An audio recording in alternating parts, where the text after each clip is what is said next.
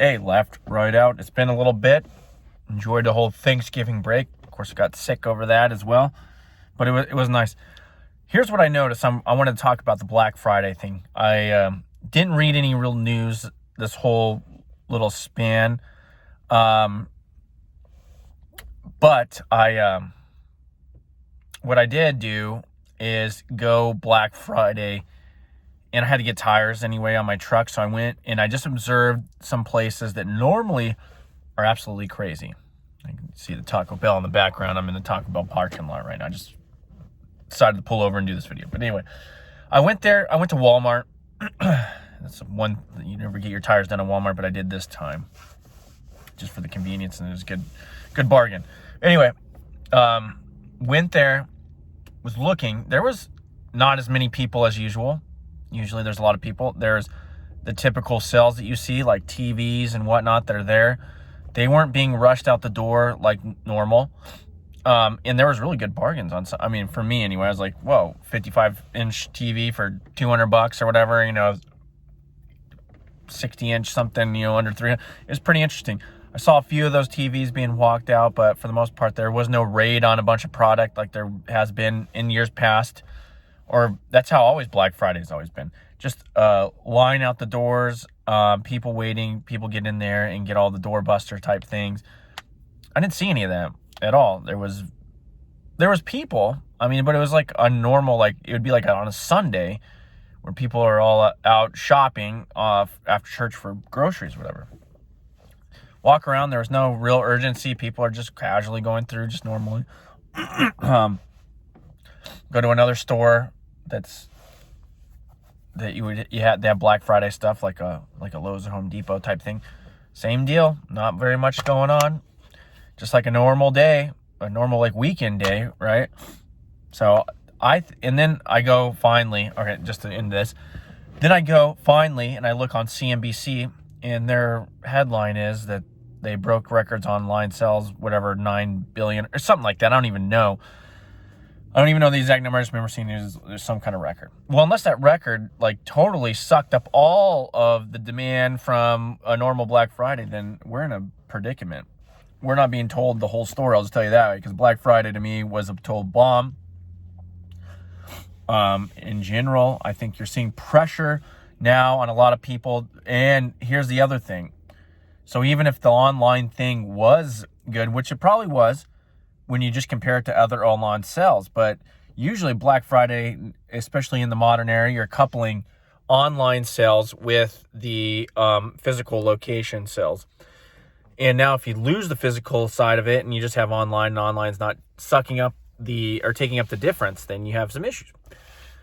Now, what the other predicament we're looking at is, one, credit card usage. We've seen that just absolutely skyrocket. It's overtaking the Fed's QT, so there still is inflationary pressures in the economy itself.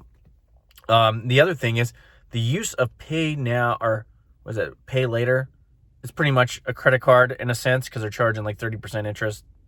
Anyway, like Affirm and some of these other, that is jumped up over the Black Friday, or that's what I've heard, and that's what it seems to be. Black Friday sales with regards to those companies are skyrocketing. I'd imagine that you'll see a lot those type of companies in this interest rate environment as we go into this new year. They're going to have a whole lot of pressure from people not being able to pay.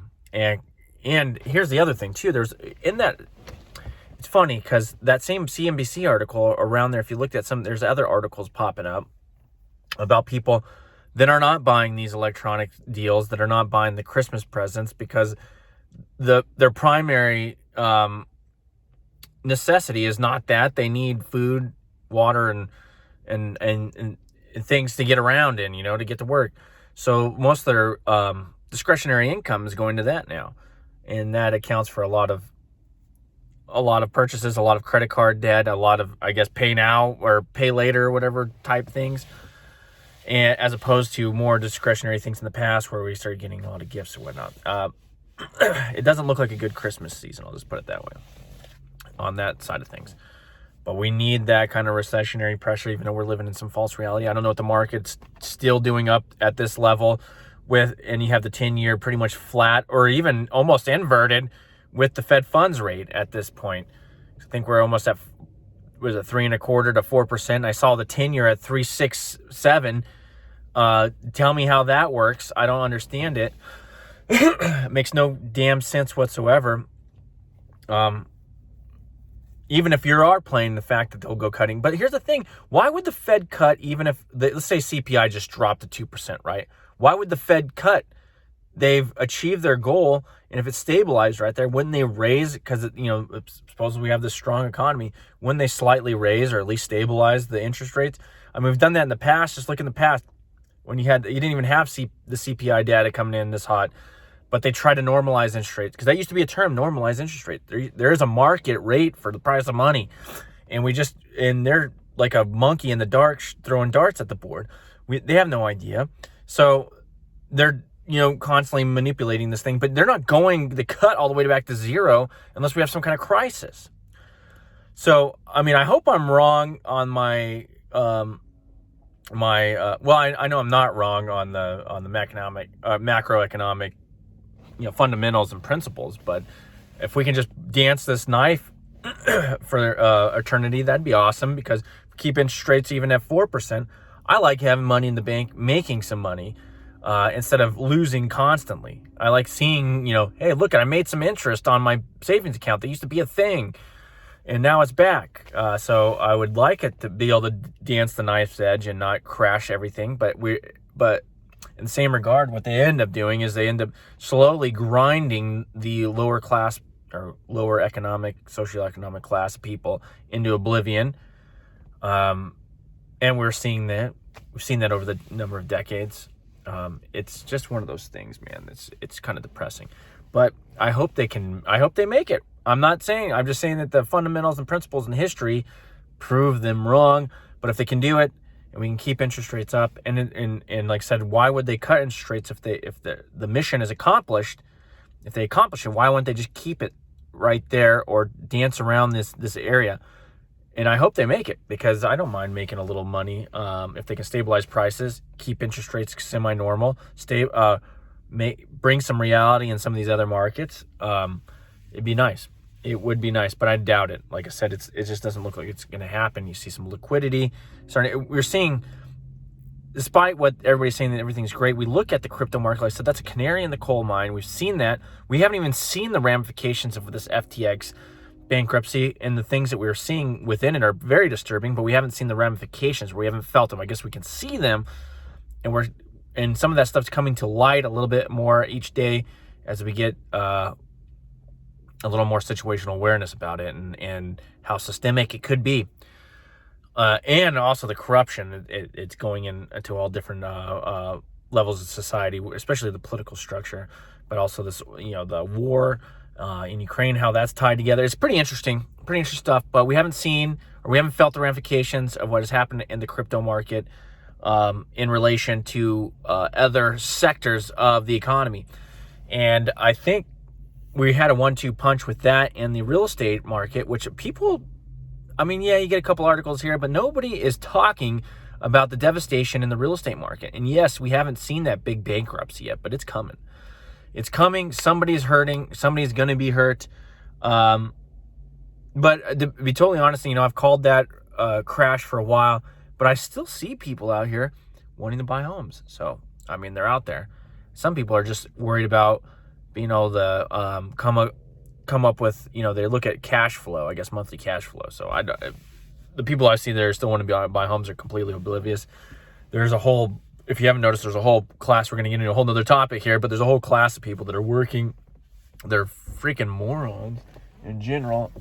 I heard some kind of, they're freaking morons when it comes to anything else. They can turn a button or push a button and collect a paycheck, but they don't realize that, or they don't understand the concept of having less money go out than come in. They don't understand basic concepts of what interest rates are, how that relates to payments, how that relates to the cost of money over time. They have no idea. They can, as long as they can get their 6-pack of whatever beer and maybe a McDonald's cheeseburger, they don't give a shit. All right, they can push the button, they can collect a paycheck, as long as somehow they can make the mortgage payment, even if they go negative in their account once a month, as long as it pops back up, they don't care. I see it all the time. It's crazy. It's the dumbing down of society. One of the pillars of that is pretty much economic illiteracy and pretty much chasing base, sensory, basically chasing ecstasy in a sense, just base needs and no existential thought. Just I just want to feel good or whatever. It's insanity. No planning for the future. Look how many 30, 40, 50-year-olds, they have zero wealth built up, no assets. They consider the home an asset even though they have a mortgage on it, and they probably have no equity. And the equity is drying up like as we're speaking. Might as well set that thing on fire. Other than that, there's business owners, and a lot of the business owners I'm encountering, man, they're operating on a thin margin at this point, trying to keep prices low. But then they're also, at least they're creating cash, they're providing good services. But some of them don't even understand what's going on. They're so tied up in operating, just trying to stay profitable.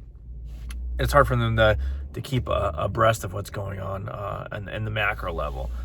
And, I'm going to end this right now, but I was going to say, I'll have to get into like some of the businesses around where I'm at currently and helping out their dealings with the government and local government, federal government, state government. It's so insane. It makes you want to move to Dubai or whatever, or to Singapore or something like that, or to I don't know, just some state where they leave you alone or where the feds can't touch you. Puerto Rico, I don't know, but just to get the hell away from these people that serve no purpose, essentially provide no good or service, and suck resources out of the system. Anyway, talk to you later. Peace.